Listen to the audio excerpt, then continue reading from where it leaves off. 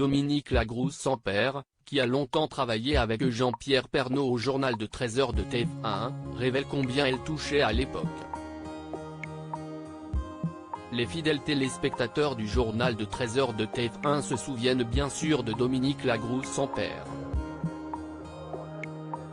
La journaliste originaire de Dunkerque a longtemps travaillé aux côtés de Jean-Pierre Pernaut, elle était notamment chargée des opérations spéciales comme SOS Village et Votre plus beau marché.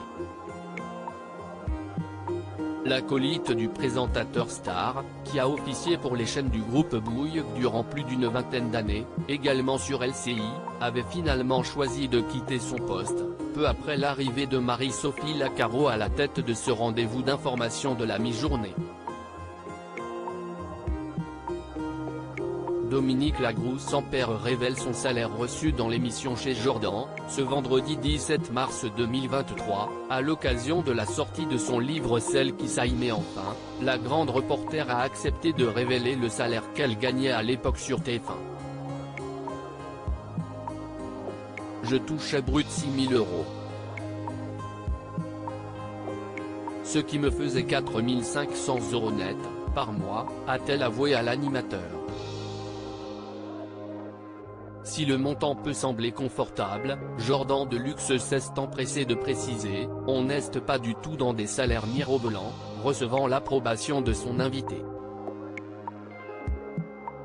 Je rappelle que quand Jacques Legros présente un JT, il touche 2 000 € par jour, en remplacement, a aussi ajouté le présentateur, se remémorant les confidences du Joker du 13h, sur ce même plateau.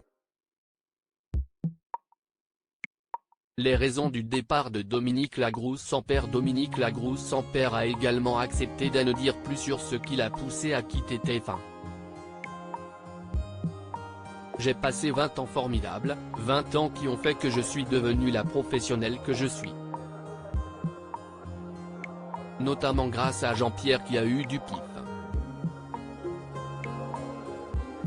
Après, Marie-Sophie a été choisie par la chaîne pour remplacer Jean-Pierre et dans les premiers temps, je n'étais plus très heureuse à TF1, a-t-elle expliqué avant d'ajouter, je ne prenais plus de plaisir à faire ce que je faisais parce que j'avais envie d'autres challenges. Je suis une personne qui aime les challenges. Avec Jean-Pierre j'en ai eu tous les jours, on a fait des choses différentes tous les jours.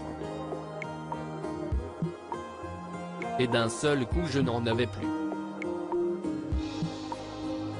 On ne me proposait plus grand-chose, a-t-elle conclu. À lire aussi Cette peur m'a transpercé, Dominique Lagrousse-Sampère évoque la crainte d'oublier Claude Sampère, son mari décédé il y a 3 ans.